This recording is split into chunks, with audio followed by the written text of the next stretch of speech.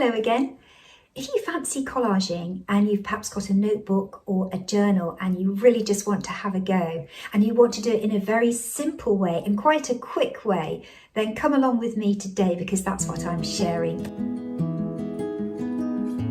I'm going to be using principally 3 very simple things.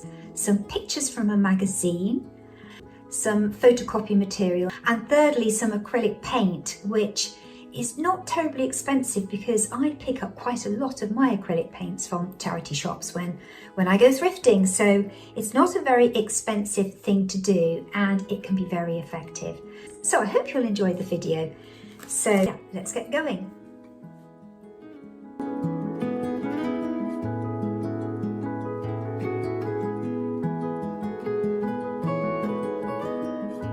Last week in the gratitude journal, I made a little folk story up about a young woman called Elspeth. Here she is.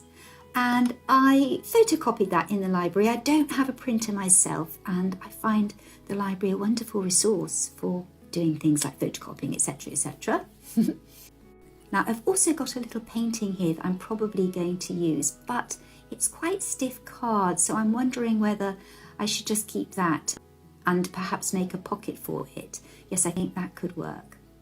So what other resources do we need? Well, I have a quote here that I would definitely like to use.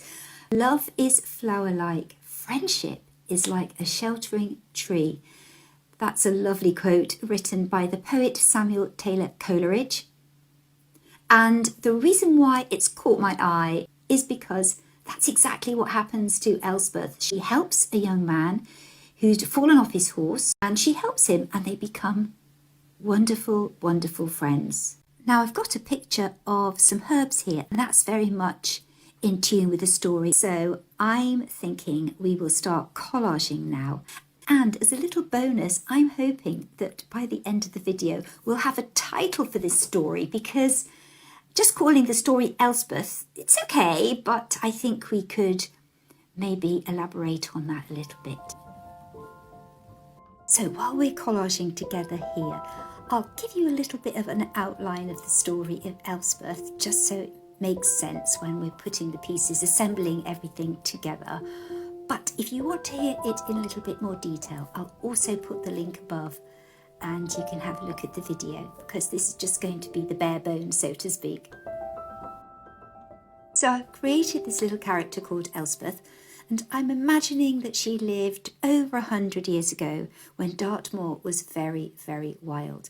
I mean, it still is very wild. I was up there just a couple of weeks ago painting, and yes, I found a very beautiful wild spot that was perfect to inspire the mystery of the moors, so to speak. So it is very wild still, of course. Anyway, Elspeth lived over 100 years ago with her grandmother, who had taught her all about herbs and the power of plants and nature. And it's said that Elspeth had a particularly beautiful singing voice. She could sing, it is said, like a skylark. Now, that's a lovely image because I definitely appreciate the song of the skylark. These are beautiful ground nesting birds, and they can be heard in full force at this time of year, and it's a really wonderful sound. So the thought that Elspeth can sing like a skylark is lovely. It's a lovely idea. Anyway, back to the story. Elspeth is out one day gathering herbs when she came across a young man. He had fallen from his horse and he had been on his way to fix a church roof, and I'm imagining perhaps that was in somewhere like Widdicombe-in-the-Moor, which is a beautiful place in Dartmoor.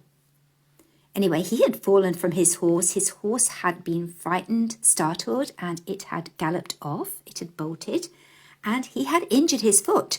Now, when Elspeth stumbled across him, he was in a pretty bad state, and she kindly offered to help him back to her grandmother's house, where he stayed for quite a while until his ankle recovered and he could ride again.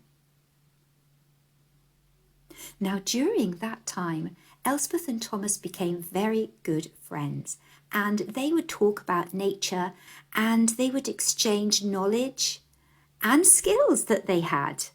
Elspeth shared her knowledge of nature and the plants and flowers, and Thomas, he shared his knowledge, particularly of the trees. He knew all about wood, where you could find suitable wood for different things, and he was a carpenter, so he was very knowledgeable. So that's the outline of the story, but I will be building up that story a little bit more as I collage through the Nature Art Journal. But just for the purposes of this collage and putting everything together, it just explains a little bit about what's going on here. So let's carry on with our collaging.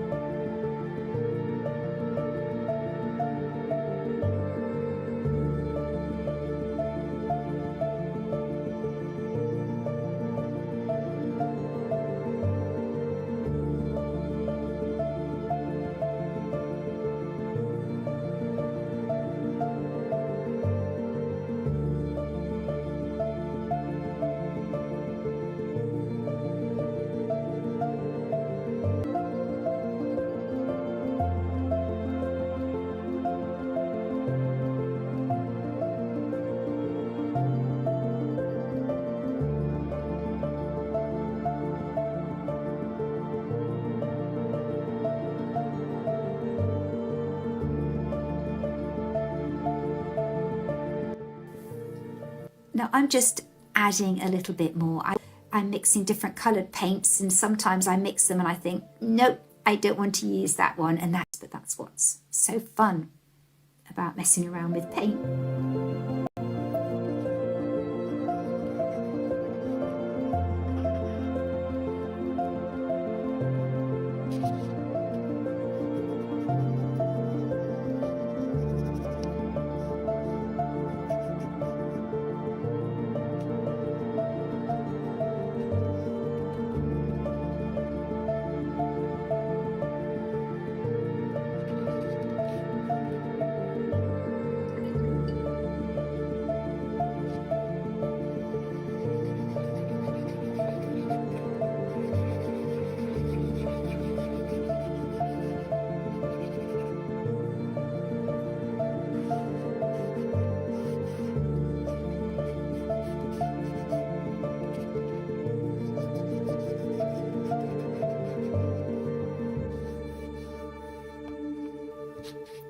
Anyway, I really hope you enjoy this collage. You can see that there wasn't a lot involved. You don't have to photocopy a painting that you've done. Of course not. You could use just magazines, or you could photocopy some photographs that you might have, or just something that's special to you and incorporate it into your pages in whatever book you've chosen to journal into. Anyway, we've come to the end of the video, and I did say at the beginning that I really wanted a good title, and as I've been talking, things have been percolating in my head.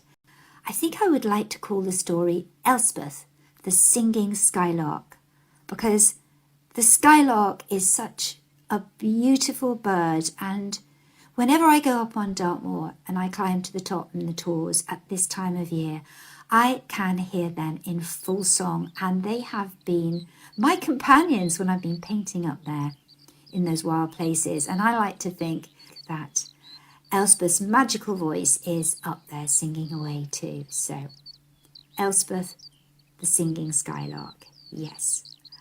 Anyway, I hope you enjoyed the video. Have a good week, and I will see you again very soon. Bye for now.